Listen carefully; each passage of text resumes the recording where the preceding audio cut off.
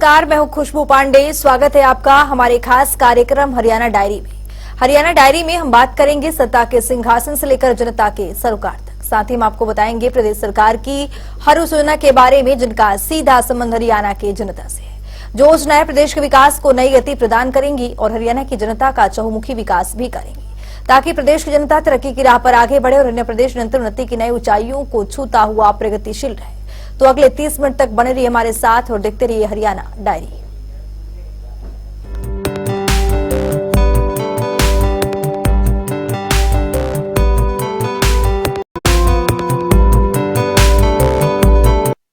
मुख्यमंत्री मनोहर लाल आज दिल्ली के दौरे पर थे। इस दौरान मुख्यमंत्री मनोहर लाल ने पूर्व प्रधानमंत्री लाल कृष्ण आडवाणी से मुलाकात की। दरअसल भारत रत्न देने की घोषणा के बाद पहली बार मुख्यमंत्री आडवाणी जी से मिलने पहुंचे। इस मौके पर दोनों नेताओं के बीच विभिन्न विषयों पर चर्चा हुई। इस पूरी रिपोर्ट को देखिए।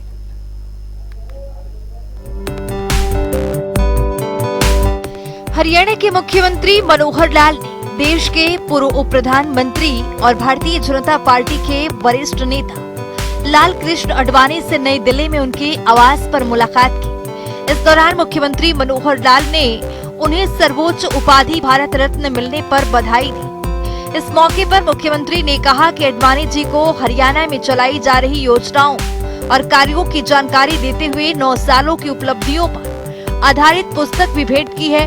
मुख्यमंत्री मनोहर लाल ने कहा कि लाल कृष्ण आडवाणी ने हरियाणा में किए जा रहे कार्यों पर प्रसन्नता जताई है। देश के बड़ी हस्तियों में जो आडवाणी जी के साथ साथ जैसे प्रधानमंत्री जी ने, हमारे राष्ट्रपति जी ने जिस प्रकार का विचार किया, उसमें से चाहे वो कर्पूरी ठाकुर जी हों, चाहे चौधरी चरण सिंह जी हों, नरसिम्हा राव जी हों, चाहे स्वामीनाथन जी हों, हर एक विभूति की अपनी विशेषताएं, उनको ध्यान में रखते हुए देश के प्रति उनका जो योगदान रहा है ठीक पहचान की गई।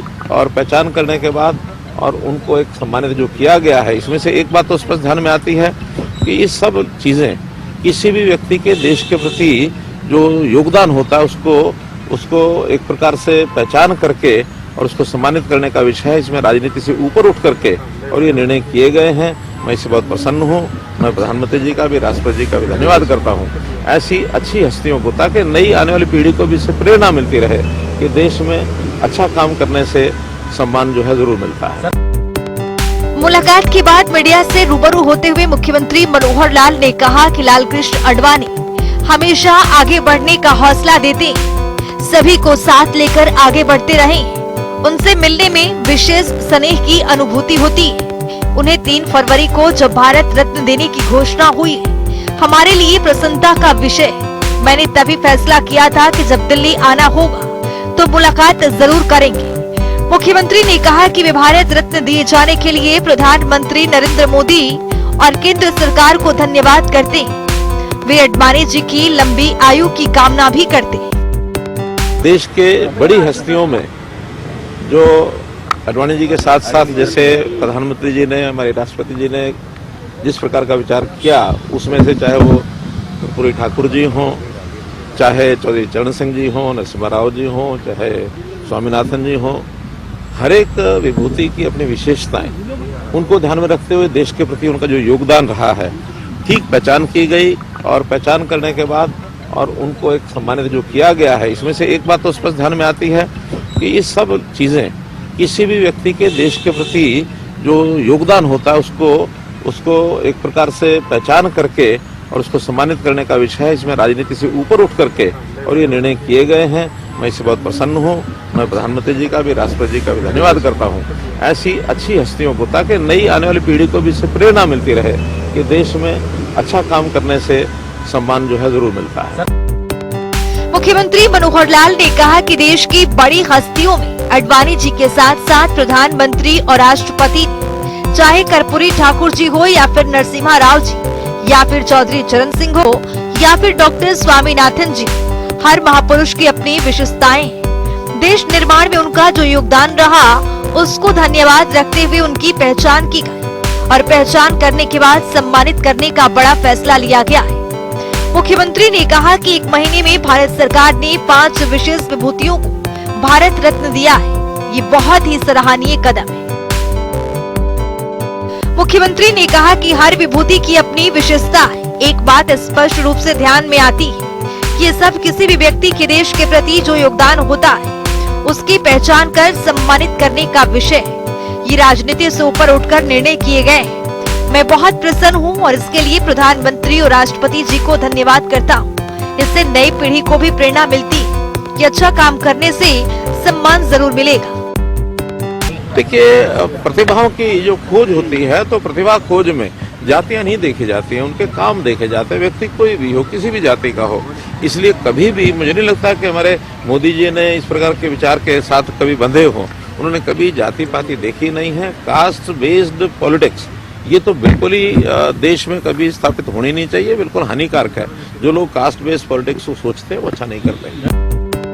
मुख्यमंत्री ने कहा कि भारत रत्न देश के प्रति संबंधित व्यक्ति के योगदान को देखकर दिया जाता है। प्रतिभा खोज में जातियां नहीं है, बल्कि काम देखा जाता है। चाहे जाति कोई भी हो, उल्लेखनीय कार्य के आधार पर ही चयनित किया जाता है। ये पहली बार हम देख रहे हैं कि एक ही वर्ष भी क्या बल्कि एक महीने में 5 भारत रत्न ऐसी उपाधियां 5 ऐसे विशेष लोगों को दी गई है। तो इसके कारण से यहाँ की प्रतिभा उसको सम्मानित किया गया, पहचाना गया है। तो ये बहुत अच्छा काम किया है। मुख्यमंत्री मनोहर लाल की कुशल मार्गदर्शन प्रदेश के लिए वरदान साबित हो रही है, क्योंकि मुख्यमंत्री मनोहर लाल आए दिन प्रदेश वासियों के हित के लिए बड़े और कड़े निर्णय लेते रहते, जिससे प्रदेश देश के अग्रणी राज्यों में शुमार हो सके। हरियाणा एक विकसित राज्य के तौर पर अपनी पहचान बना सके। जनता टीवी के लिए दिल्ली से स्पर्श शर्मा की रिपोर्ट। हरियाणा में बिना पर्ची खर्ची की मुहिम रंग लाने लगी। हरियाणा के युवाओं को सरकारी नौकरी पाने का सपना भी साकार होने लगा है। मुख्यमंत्री मनोहर लाल के प्रयासों की वजह से गांव, किसान और गरीब परिवारों के बच्चे भी सरकारी नौकरी के लिए चुने जा रहे हैं। किसी ने कल्पना नहीं की होगी कि गांव के लाइब्रेरी से पढ़कर बच्चे सरकारी नौकरी में जाएंगे, लेकिन ये सपना हकीकत में बदला और आज गांव रिसालिया खेड़ा के बच्चों ने सरकारी नौकरी पाने का सपना भी साकार किया है। इस रिपोर्ट को देखिए। होता था तो यहाँ भ्रष्टाचार से ओत-प्रोत सिस्टम, भाई भतीजावाद से ओत-प्रोत सिस्टम, जिसमें से लोगों को नौकरियां यानी खरीदनी पड़ती थी, नौजवानों को नौकरियां बिकती थी। हमने उसको आमूलचूल परिवर्तन किया। नौकरी मेरिट पर मिलनी चाहिए। आखिर मेरिट पर मिलेगी तो उसके बहुत लाभ है। मुख्यमंत्री मनोहर लाल ने जब से प्रदेश की कमान संभाली, तब से प्रदेश के युवाओं के भविष्य को उज्जवल बनाने के लिए कृत संकल्पित है। इसी दिशा में अपने कदम को आगे बढ़ाते हुए मुख्यमंत्री मनोहर लाल ने मेरिट के आधार पर युवाओं को नौकरियां देने का वायदा किया, जो आज जमीनी स्तर पर देखने को मिल रहा है। दरअसल हरियाणा स्टाफ सिलेक्शन कमीशन ने ग्रुप सी का परिणाम घोषित किया, तो मुख्यमंत्री का ये नारा और भी ताजा हो गया है। जवावली के रिसाली खेड़ा गांव के 40 से ज्यादा युवाओं का एक साथ चयन हुआ, तो चयनित युवाओं का भी खुशी का कोई ठिकाना न रहा। चयनित युवाओं का कहना है कि हरियाणा की मनोहर सरकार न खर्ची न पर्ची के नारे पर खरी उतरी बात है और सबने बहुत अच्छा परफॉर्म किया था, सबने बहुत अच्छी मेहनत की थी, इसलिए उन्होंने ये मुकाम हासिल किया है और अपने घर वालों का नाम रोशन किया है। तो अब ये मतलब मैं उनसे छोटी और हम जैसे बहुत सारे बच्चे हैं जिनको उनसे इंस्पायर होना चाहिए कि हम भी उनकी तरह मेहनत करें और आगे बढ़े। और इस गांव में, हमारे गांव में सबसे खास बात यह है कि हमारे गांव में बहुत अच्छी तरह 2 लाइब्रेरीज हैं, जिसकी वजह से बच्चे अपना काम कंसंट्रेट से आराम से वहाँ पे पढ़ पाते हैं। तो लाइब्रेरी का भी बहुत अच्छा योगदान है और हमारे हरियाणा सरकार का भी बहुत अच्छा योगदान है इसमें किसी भी बच्चे ने ना पर्ची ना खर्ची वाला कंसेप्ट लगाया। लगभग 2-3 साल हो गए पढ़ाई करते हुए, लेकिन अभी जो एग्ज़ाम हुआ था 31 दिसंबर को, उसके अंदर हमारे गांव से लगभग 32 के पास सिलेक्शन हो चुका है और कुछ पेंडिंग भी है। उसके अंदर बीजेपी सरकार का बहुत बड़ा योगदान है, जिन्होंने जो वादा किया था बिना खर्ची बिना पर्ची का, वो अपना पूरा निभाया है। कितनी मेहनत करते थे भाई साहब, क्या वजह इतनी ज्यादा नौकरियां आपके गांव में लगी? नौकरियां देखे जी छोटे छोटे जमींदार है, इतनी जमीनें तो है नहीं और कोई धंधा नहीं है यहाँ पे कई लोकल के अंदर। लेकिन अब सरकार का वादा था वो उन्होंने निभाया है, उस कारण हमारे गांव में इतनी नौकरियां लगी है। मेरा DHBBN में शिफ्ट अटेंडेंट की पोस्ट पे सिलेक्शन हुआ है। मेरे गांव से तकरीबन 40 के आसपास सिलेक्शन हुआ है, जो सभी फेयर हैं। इसमें किसी प्रकार की कोई खर्ची पर्ची नहीं ली गई है। जो सरकार ने दावा किया था कि बिना खर्ची पर्ची नौकरी देंगे, वो 100% साबित हुई है सही। जो खर्चा हुआ है वो हमारा सिर्फ पढ़ाई पे हुआ और कोई खर्चा नहीं हुआ। पारदर्शिता के साथ काम कर रहे मुख्यमंत्री मनोहर लाल ने ये साबित कर दिया है कि प्रदेश में मेरिट के आधार पर युवाओं को नौकरी मिलेगी। किसी भी गरीब परिवार के बच्चे सरकारी नौकरियों से वंचित नहीं रहेंगे। और आज मुख्यमंत्री का ये नारा रिसाली खेड़ा गांव में साबित हो गया है कि सरकार ने बिना पर्ची और बिना खर्ची के दौर को खत्म कर योग्य युवाओं को रोजगार देने का काम किया है। जब ग्रुप सी में युवाओं का चयन हुआ तो 90% युवा ऐसे हैं जो गरीबी रेखा से नीचे जीवन यापन कर रहे थे। उनके पास खर्ची तो दूर की बात, सिफारिश तक नहीं थी। ऐसे युवाओं को सरकारी नौकरी मिलना गांव के लिए गर्व की बात है। युवाओं को नौकरी मिलने के बाद अब ग्रामीणों का कहना है कि सिफारिश का समय गया, नहीं तो लोग गट्ठे में पर्ची डाल के लग जाते थे। आज भी वो समय होता तो कभी भी योग्यता का नंबर नहीं आता। हरियाणा स्टाफ सिलेक्शन कमीशन की ओर से हाल ही में जो जारी किए गए परिणाम में हरियाणा के सिरसा जिले के गांव रिसालिया खेड़ा में सबसे ज्यादा एक साथ 38 युवाओं की जो नौकरी लगी है। यूं कहिए ये हरियाणा का एक ऐसा गांव है जहां पर सफलता इस गांव के कदम चूमती है और हर सरकारी नौकरी के अंदर सबसे ज्यादा युवाओं का सिलेक्शन इसी गांव से होता है। और मेरे साथ इस वक्त भी कुछ लोग यहाँ पर हम उनसे बातचीत करने का प्रयास करेंगे। वो नए युवा चयनित चेहरे भी हैं जिनका हाल ही में जो एलएम के या फिर ऐसे की पोस्ट पर जो सिलेक्शन हुआ है। और ये गांव है जहां पर सबसे ज्यादा यहाँ के युवाओं को सबसे ज्यादा नशा वो पढ़ने का है। क्या ऐसी सबसे बड़ी वजह है इस गांव में जो सबसे ज्यादा लड़के लड़कियां सरकारी नौकरी में चयनित होते हैं? हमारे साथ लोग हैं। सर, क्या आप वजह मानते हैं आपके गांव में सबसे ज्यादा सरकारी नौकरी यहाँ के लड़के लड़कियों को मिलती है? हमारे गांव के युवा अच्छी मेहनत करके दिन रात एक करके पढ़ाई करते हैं। और एक जो हरियाणा सरकार ने वादा किया था बिना खर्ची और बिना पर्ची, माननीय मुख्यमंत्री मनोहर लाल का मैं हमारे ग्राम रिसालिया खेड़ा की तरफ से बहुत बहुत धन्यवाद करता हूं कि इन्होंने हमारे गांव के युवाओं ने जो मेहनत की उनकी मेहनत का फल उन्हें मिला। जो बिना पर्ची और बिना खर्ची के साकार हुआ। हमारे गाँव के युवाओं ने जो मेहनत कर रहे हैं वो काबिले तारीफ है। जो हरियाणा सरकार ने दावा किया है कि ना पर्ची ना खर्ची, जो पढ़ेगा सिर्फ पढ़ाई के दम पर नौकरी मिलेगी, आपको लगता है कि आपके गांव के बहुत सारे ऐसे परिवार हैं जो बहुत गरीब परिवार थे, उनके लड़के भी इस बार नौकरी लगे और एक एक परिवार से दो भाइयों को जॉब मिली है? बिल्कुल ये बात सत्य है। हरियाणा सरकार ने कहा था बिना खर्ची और बिना पर्ची जो युवा पढ़ेगा वो ही आगे बढ़ेगा और ये बात चितार्थ हो गई है हमारे गाँव रिसालिया खेड़ा में। बिल्कुल कुछ ऐसे परिवार हैं जिन परिवारों की स्थिति दयनीय थी, उनके पढ़ाई तक के बच्चों के पैसे नहीं थे, वो बच्चे आज हमारे गाँव में नौकरी में सिलेक्शन हुआ है उन बच्चों का। ठीक है। सर, आप क्या कहना चाहेंगे? आपके गांव में इतने ज्यादा युवा युवतियों को नौकरी मिलती है, क्या वजह मानते हैं आप? ये सिर्फ पढ़ाई की वजह है और कोई वजह नहीं है। ना पर्ची है ना कोई पढ़ाई, इनका कोई खर्चा है नौकरी का। सिर्फ पढ़ाई की वजह से लाइब्रेरी जाते हैं लड़के और पढ़ाई का नशा करते हैं और कोई किस्म का नशा नहीं करते। मतलब कोई सिफारिश की जरूरत नहीं पड़ती? नहीं जी, बिल्कुल नहीं पड़ती सिफारिश की जरूरत नहीं जी। कोई पैसा नहीं देना पड़ता? नहीं जी, बिल्कुल नहीं जी। ठीक है, हमारे साथ और भी युवा हैं। भाई साहब, आपकी भी अभी जॉब लगी, क्या नाम है, किस पोस्ट पे आप चयनित हुई हैं? राधेश्याम नाम है सर। मैं असिस्टेंट लाइनमैन के अंदर अभी मेरी पोस्टिंग हुई है DHBBN के अंदर। तो कितनी पढ़ाई कितनी मेहनत करते थे और क्या वजह है कि आपके गांव में इतने ज्यादा नौकरी लगते हैं युवा और लड़कियों को जॉब मिलती है? लगभग 10-12 घंटे में पढ़ाई करता था और जॉब का यही कारण है कि पहले तो कोई रुझान नहीं था, लेकिन अभी बीजेपी सरकार आई थे, उसके उन्होंने जो वादा किया था बिना खर्ची बिना पर्ची का, उसके कारण अभी सभी बच्चे पढ़ाई पूरे जोरों शोरों से कर रहे हैं। आपको कोई पैसा नहीं देना पड़ा, कोई सिफारिश?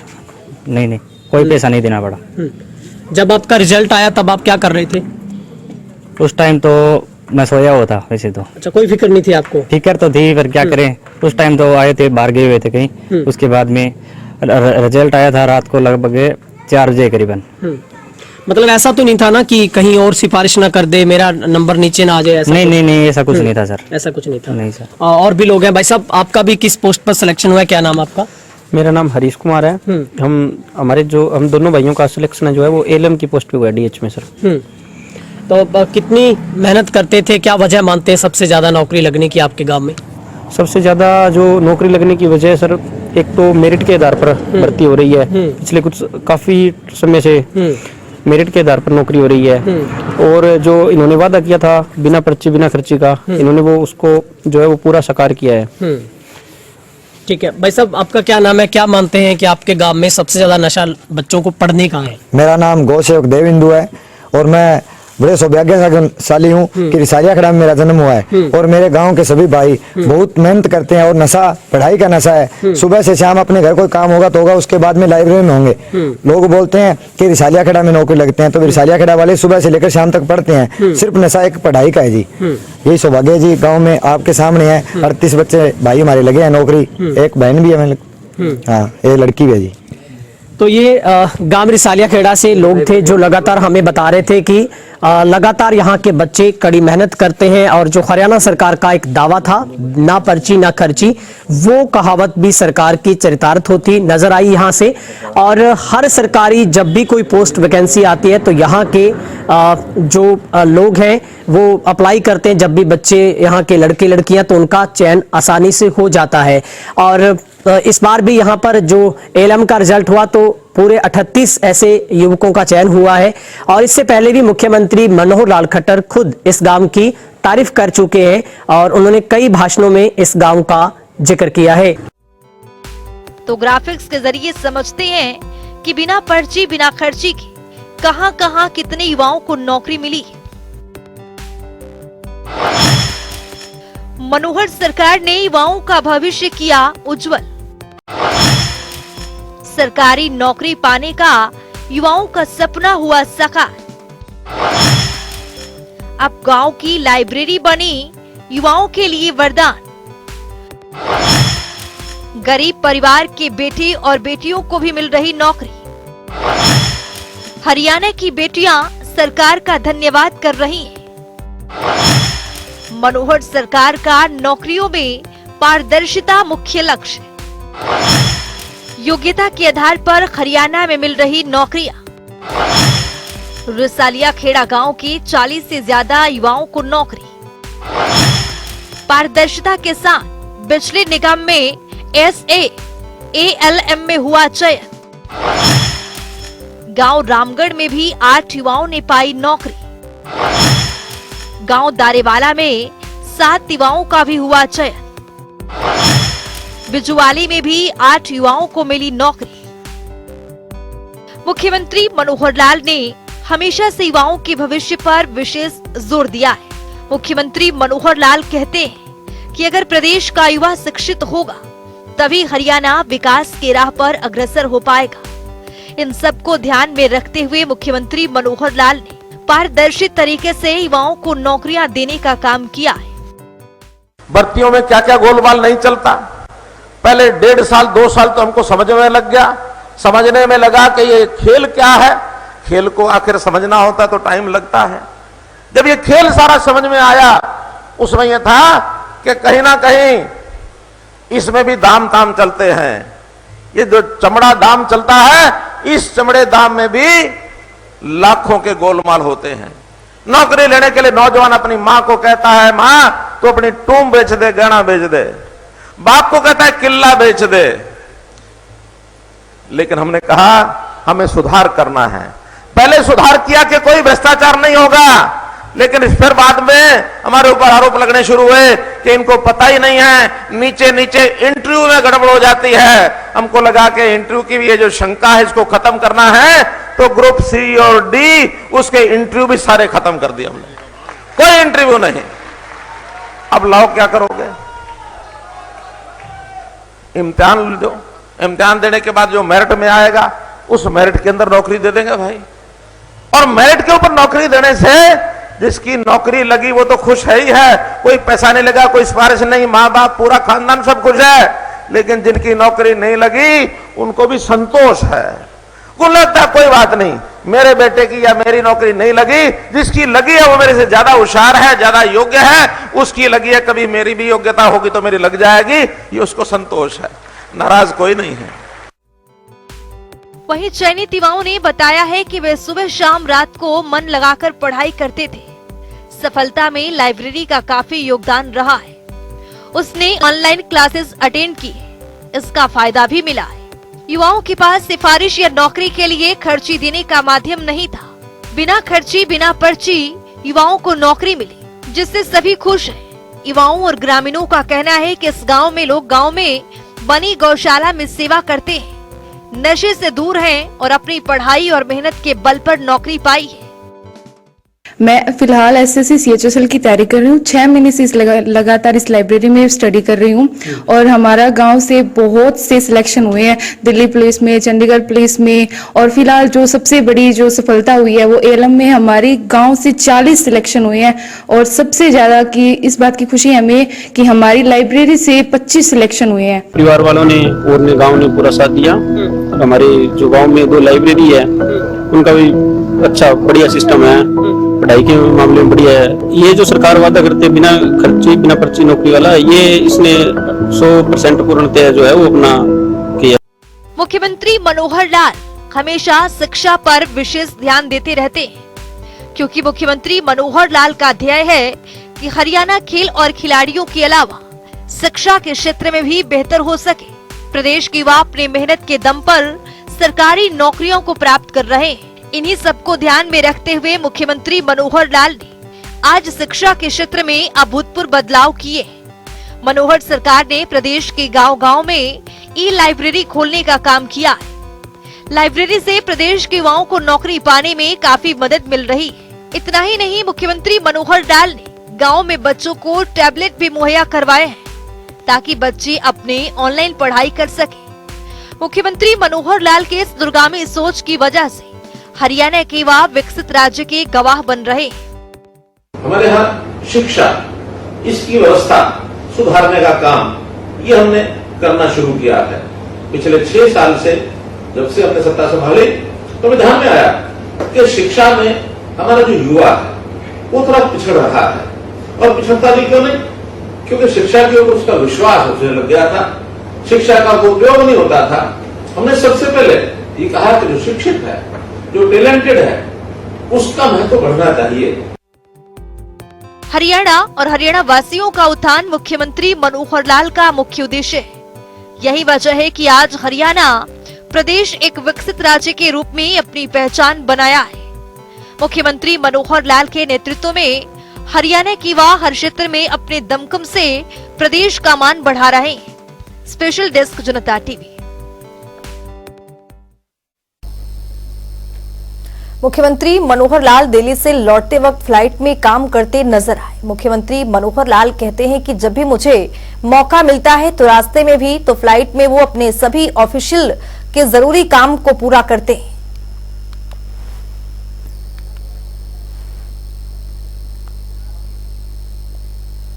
तो चलिए वक्त आ गया है आज के सवाल का, विजेता का नाम जानने का।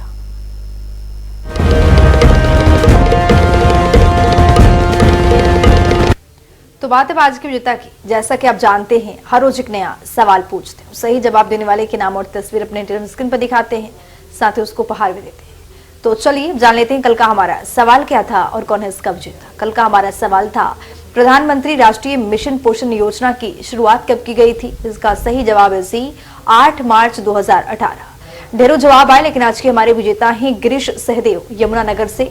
गिरीश, आपको बहुत बहुत बधाई। तो फिर पूछेंगे आज का सवाल, देखते रहिए जनता टीवी।